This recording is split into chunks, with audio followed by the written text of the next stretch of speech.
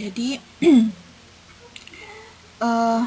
kali ini kita akan membahas mengapa sih kok eksperimen kimia itu menjadi penting untuk diajarkan di sekolahan gitu, dan mengapa kok seorang siswa itu penting untuk tahu dan melaksanakan eksperimen ini, walaupun saya bilang bahwa eksperimen itu tidak melulu harus ada di laboratorium fisik begitu ya, maksudnya alam kita itu merupakan laboratorium sebenarnya gitu. Jadi sebenarnya untuk prinsip eksperimen itu bisa dilakukan di dimanapun begitu, tidak harus di laboratorium yang sifatnya di ruangan tertutup dan lain sebagainya gitu. Walaupun juga tidak bisa dinafikan bahwa untuk laboratorium itu menjadi suatu hal yang penting gitu dimiliki oleh suatu sekolahan. Tetapi misalnya tidak ada laboratorium bukan berarti seorang siswa itu terus tidak dibekali dengan eksperimen sama sekali, itu juga tidak bisa dibetulkan gitu, karena kita masih bisa menggunakan atau mengimplementasikan eksperimen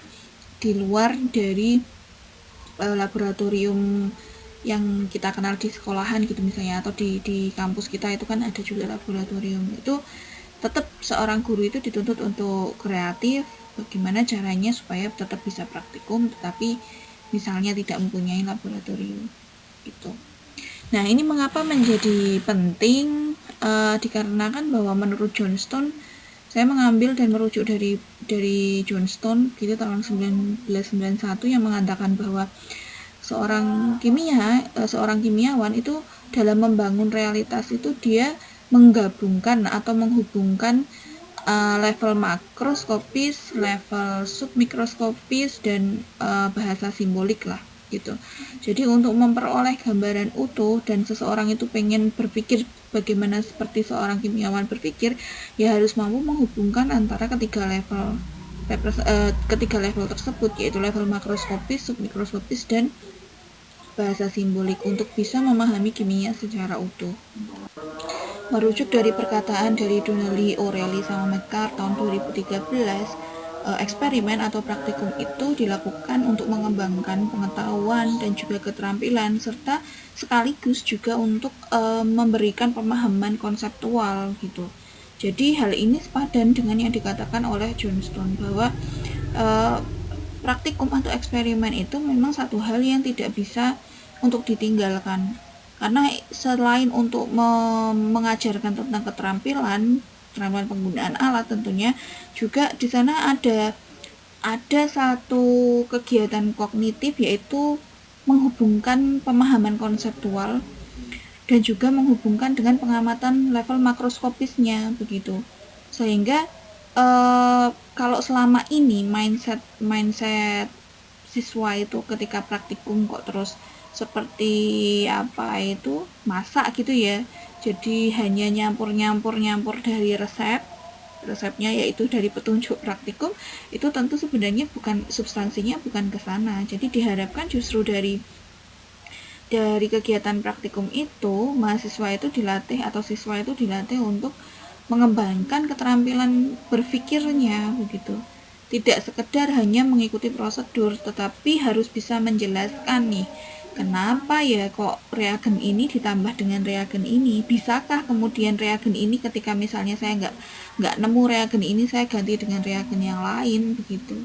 Contoh simpel misalnya di praktikum biokimia misalnya, atau uji ketika kalian SMA dulu uji fotosintesis begitu, uji amilum, kira-kira kalau misalnya di saya nggak punya lugol nih, kira-kira bisa nggak diganti dengan bahan lain yang bisa saya temukan di rumah gitu. Itu harapannya sih sampai ke sana ya, sehingga ketika praktikum pun tidak melulu harus harus mulai dibiasakan dengan mahasiswa itu menanyakan, atau siswa itu peserta didik kita itu harus bisa menanyakan kenapa prosedur ini kok harus direaksikan dengan ini, kenapa kok bagaimana terus kalau reaksinya itu reagennya yang ini ditaruh di belakang, atau step yang ke-8 ditaruh di step ke-10, bisa apa tidak gitu loh. Jadi sebenarnya arahnya itu yang pengen dituju ketika proses praktikum itu adalah seperti itu, menghubungkan level konseptual, level antara makroskopis pengamatan di lab dengan level submikroskopis, serta bahasa-bahasa simbolik di kimia seperti persamaan persamaan reaksi yang ada di sana. Nah, apa itu level makroskopis? Saya merujuk pada Talan Kuar. Jadi dari artikelnya Talan Kuar mengatakan bahwa level makroskopis itu adalah fenomena nyata yang teramati dalam kehidupannya nyata. Maksudnya adalah fenomena yang bisa diamati dengan panca indera kita gitulah. Gampangan bahasa sederhananya seperti itu. Jadi kalau misalnya suhu itu kan bisa teramati dengan indera perasa kita begitu, yang kemudian kalau mau dikuantitatifkan yuk akhirnya bisa diukur melalui termometer begitu. Perubahan warna bisa diamati melalui panca indera kita yaitu mata kita. Itu berarti masuk ke dalam level-level makroskopis. Tetapi untuk level submikroskopis itu adalah level-level pemodelan. Jadi maksudnya yang secara molekuler begitu ya. Secara molekuler itu kita kaji begitu, dihubungkan. Jadi misalnya contoh ketika misalnya HCl ditambahkan dengan NaOH, terjadi secara makroskopisnya terjadi peningkatan suhu. Nah, secara submikroskopisnya itu kan ada pemodelan gitu ya. Jadi mengapa secara molekuler itu apa sebenarnya yang terjadi di sana? Itu dikatakan sebagai submikroskopis karena secara molekuler kan kita tidak akan bisa melihatnya ya. Jadi bagaimana terus kemudian kita memodelkan untuk menjembatani epistemic knowledge atau pengetahuan epistemik, pengetahuan yang menjelaskan mengenai mengapa kenapa kok level makroskopisnya teramatinya begitu. Intinya sederhananya bahasanya seperti itu. Kemudian juga menghubungkan juga pengetahuan konseptual mengenai bahasa simboliknya. Jadi ketika sudah dimodelkan yang terjadi proses pelarutannya seperti apa, proses reaksinya seperti apa, kemudian dibahasa simbolikan terkait dengan perhitungan misalnya delta H-nya seperti itu. Hukum Hess-nya seperti apa dimodelkan dengan delta H, persamaan reaksi. Itu adalah bahasa-bahasa simbolik. Nah, sayangnya peserta didik pada level SMA yang notabene itu dia kan baru lulus dari SMP ya, itu dia masih beroperasi pada tingkat makroskopis saja gitu. Jadi mereka itu baru terbiasa melihat fenomena yang teramati. Contoh misalnya, besi tadinya tidak ada karat, terus ini ada karat. Dan mereka itu baru berjuang untuk menerjemahkan level makroskopis tersebut ke berbagai level yang lain, yaitu level mikroskopis, submikroskopis sama bahasa simbolik. Nah, ditambah lagi sebagian besar pengajaran kimia di sekolah menengah atas itu difokuskan pada level submikroskopis dan level bahasa simboliknya. Jadi istilahnya kayak teman-teman itu diajarkan pertama gitu ya, untuk kelas SMA kelas 1 diajarkan dulu mengenai besi itu berarti simbolnya adalah Fe begitu kan ya. Nah, itu terus rumus-rumus perhitungan misalnya kayak pH, terus perhitungan stoikiometri begitu, dan itu tanpa mengkaji atau menghubungkannya dengan level makroskopisnya gitu, sehingga kesan ya istilahnya asumsi yang diterima oleh siswa-siswa yang ada di SMA itu akhirnya ya jadinya mengatakan bahwa kimia itu isinya rumus, hitung-hitungan, dan gak ada tuh kaitannya sama kehidupan sehari-hari. Padahal setiap harinya itu kita tidak mungkin bisa lepas dari kimia gitu. Salah satu contoh udara yang kita hirup saja itu sudah merupakan hal yang dikaji di dalam kimia. Kendaraan bermotor, kemudian tempat kita tidur, semuanya itu semua hal yang ada di kehidupan kita sehari-hari itu ya kimia begitu. Kajiannya itu dikaji di dalam kimia begitu. Sehingga hal ini menjadi penting akhirnya untuk membantu para siswa itu tadi di sekolahan. Makanya kenapa di mata kuliah green eksperimen di sekolah itu menjadi satu hal yang bisa menjembatani ini semua gitu. Jadi harapan saya sendiri sebagai pengampu mata kuliah ini tuh supaya teman-teman itu membantu nanti ketika sudah jadi guru kimia itu membantu siswa-siswanya, karena mereka itu sedang berjuang untuk untuk baru kenal kimia, ya teman-teman harus mempertimbangkan juga gitu loh aspek bahwa mereka tuh baru lulus dari SMP yang selama ini itu baru melihatnya itu menggunakan panca indera, belum terbiasa dengan level submikroskopis dan bahasa simbolik. Jadi dihubungkan tuh dari pengetahuan dasar mereka di level makroskopis, kita bantu masuk ke dalam laboratorium, kita bantu mereka untuk menerjemahkan level makroskopis itu, terus kemudian dikaitkan sama level submikro dan bahasa simboliknya. Jangan diputuskan hubungan itu, jadi dikoneksikan. Nah ini loh, mengkoneksikan itu yang nampaknya belum begitu terlihat bagus gitu loh di semua sekolahan gitu tuh belum.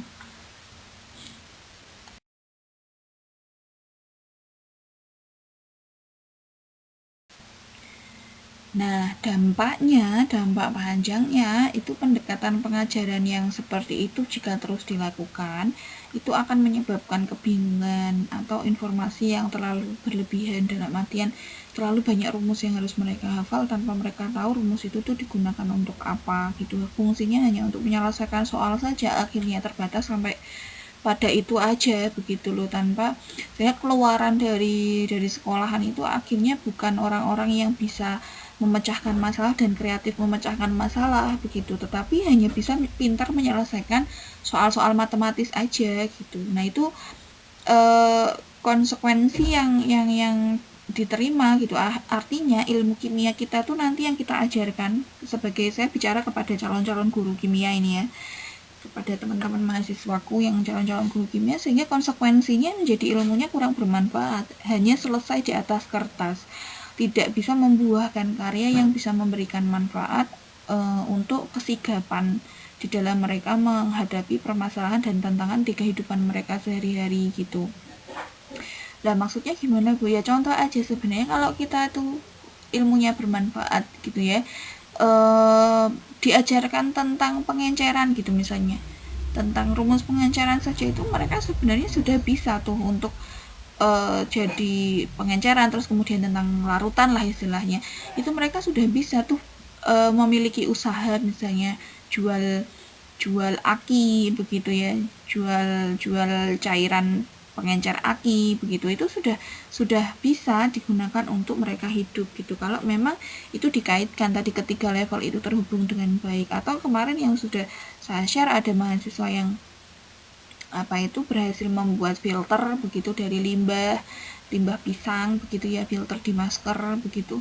Itu adalah yang saya harapkan adalah yang seperti ini. Jadi sigap dan tanggap dengan apa yang dipunyai di lingkungan, dan kemudian dia memberikan solusi, atau dia bisa menggunakan ilmu kimianya itu di situasi yang baru begitu, di situasi sesuai dengan tempatnya masing-masing, dan memberikan manfaat untuk orang-orang di sekitarnya.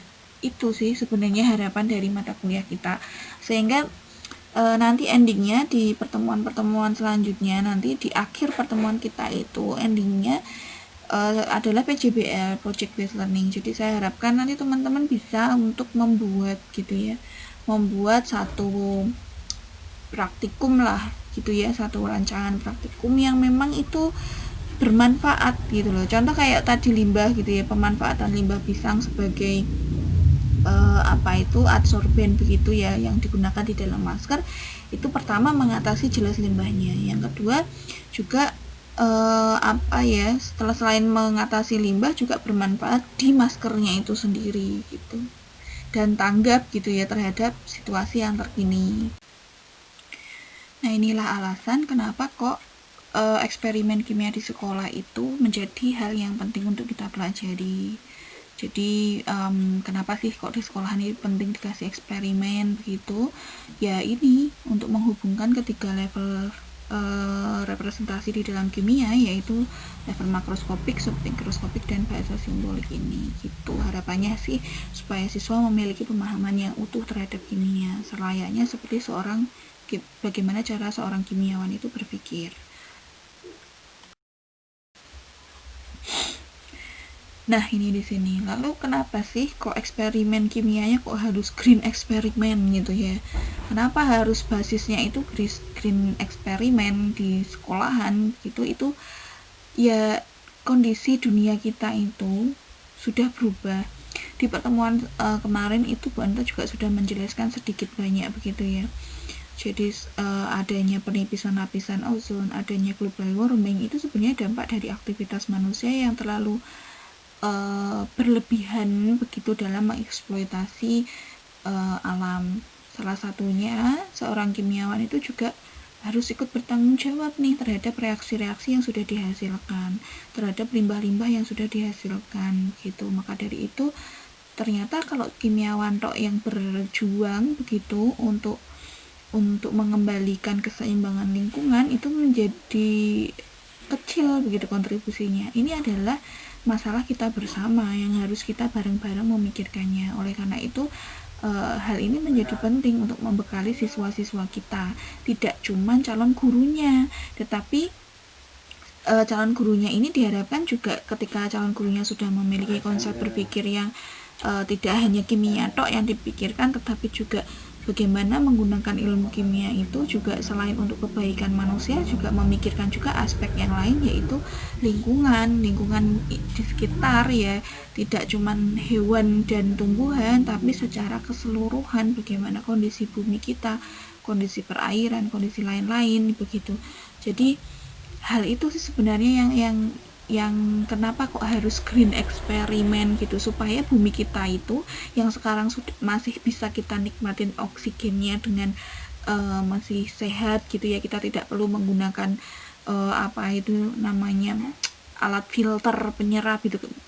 Ini karena kondisi pandemi aja ya kita begini ya, maksudnya dalam artian kita menggunakan masker kemana-mana karena pandemi. Tapi bisa jadi ketika misalnya kebiasaan dan aktivitas manusia yang saya bilang bahwa ini sudah tidak sesuai dengan atau melenceng dari perintah Allah untuk menjaga keseimbangan lingkungan, ya bisa jadi nanti entah berapa ratus tahun lagi kita kemana-mana karena udaranya sudah tidak bersih begitu, kita kemana-mana harus bawa tabung oksigen. Jangan-jangan seperti itu, karena kita lihat dari kondisi perairan saja zaman dulu mungkin orang bisa langsung mandi di kali gitu ya karena bersihnya.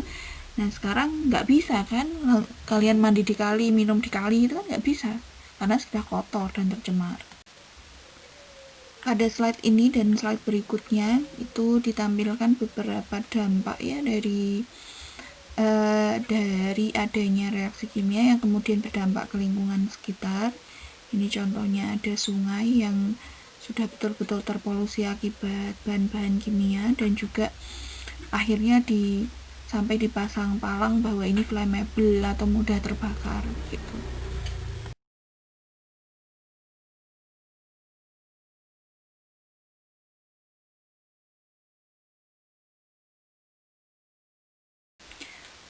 Selain contoh-contoh slide yang di atas itu kita juga bisa melihat ini perbandingan tahun 1941 sama 2004, dimana tahun 1941 ini di sini masih isinya es semua ya. Di sini 2004 sudah mulai terjadi pencairan gitu. Belum lagi kondisinya kalau sekarang tentunya lebih parah lagi gitulah. Siapa penyebab global warming? Tentunya bukan hewan, bukan tumbuhan dong gitu. Siapa lagi yang membuang emisi gas ke atmosfer bertonton setiap hari? Masa hewan pakai BBM po? Kan hewan ya enggak. Hewan tidak menggunakan BBM itu secara seperti kita menggunakannya gitu. Jadi setiap hari atmosfer kita itu bak sampah gitu ya. Sampah apa Bu? Ya sampah dari hasil pembakaran kendaraan bermotor. Kalau kita bicara pembakaran bermotor, belum lagi dari industri, belum lagi dari perkapalan, belum lagi dari peternakan, dan semua itu ya aktivitas manusia. Siapa lagi gitu. Dan akibat aktivitas manusia itu yang terdampak tidak hanya manusia sendiri, kita terdampak iya, karena kita setiap hari sekarang merasa panas, terus iklim yang tidak menentu, tentunya ini berdampak kepada para petani yang biasanya bisa memprediksikan musim panennya itu bisa ketahuan, bisa diprediksi gitu ya. Kita sendiri sekarang juga semakin panas kondisinya ya, kalau malam panas, siang panas begitu. ya itu dampak kepada kita akibat tangan kita sendiri, akibat tangan dari manusia sendiri. Tapi ternyata dampaknya tidak hanya kita yang merasakan. Kalau kita kena dampak ya wajar karena kita manusia juga yang menyebabkan itu. Tetapi ternyata korbannya itu tidak hanya kita, nak. Korbannya itu banyak. Ini salah satu korbannya. Dia kehilangan habitatnya dia, sementara dia tidak melakukan kesalahan itu gitu loh. Itu kan satu hal yang tidak adil gitu ya. Kita sudah berbuat dolim kepada makhluk-makhluk yang lain, sementara kita diciptakan Allah katanya jadi khalifah fil ard begitu. Jadi sebagai pemimpin di dunia ini ya seharusnya wise atau bijaksana memikirkan tidak hanya untuk kepentingan diri kita pribadi atau spesies kita saja yang dipikirkan, kan sebaiknya tidak seperti itu. Siapa penyebab dari ini semua? Silahkan teman-teman jawab sendiri. Ini adalah pertanyaan retorika yang tidak perlu saya jelaskan dan ini sudah difirmankan oleh Allah gitu loh, bahwa bumi kita itu sebenarnya sakit akibat ulah manusia. Teman-teman bisa pahami, dimaknai sendiri arti dari surat Ar-Rum ayat 41 ini begitu ya. Dan ini tuh sebenarnya sudah jelas gitu, supaya Allah merasakan kepada mereka sebagian akibat dari perbuatan mereka. Benar kan, kita sekarang sudah merasakan dampaknya ya, perubahan iklim tidak menentu, panas ya, semakin panas dunia kita sering merasakan kepanasan. Tapi Allah mengatakan di sini tersirat adalah agar mereka kembali ke jalan yang benar. Jadi sebenarnya akibat yang diberikan kepada kita saat ini, kita merasa tidak nyaman dengan kondisi yang panas, kemudian perubahan iklim dan lain sebagainya, itu adalah peringatan kepada Allah karena perbuatan tangan kita. Peringatan itu, ketidaknyamanan ini tuh sebenarnya peringatan dari Allah supaya kita itu kembali ke jalan yang benar. Ke jalan yang benarnya gimana? Ya salah satunya tadi, ini adalah misi bersama supaya kita itu mulai menyadari bahwa kita itu pemimpin dan kita harus menjadi pemimpin yang benar gitu. Bagaimana kita memimpin dunia ini supaya tidak hanya menguntungkan bagi manusia, tetapi juga kita tetap harus mempertimbangkan aspek lain, kehidupan yang lain, kehidupan makhluk-makhluk yang lain begitu. Kita harus kembali ke jalan yang benar karena Allah tidak suka kepada orang-orang yang berbuat kerusakan.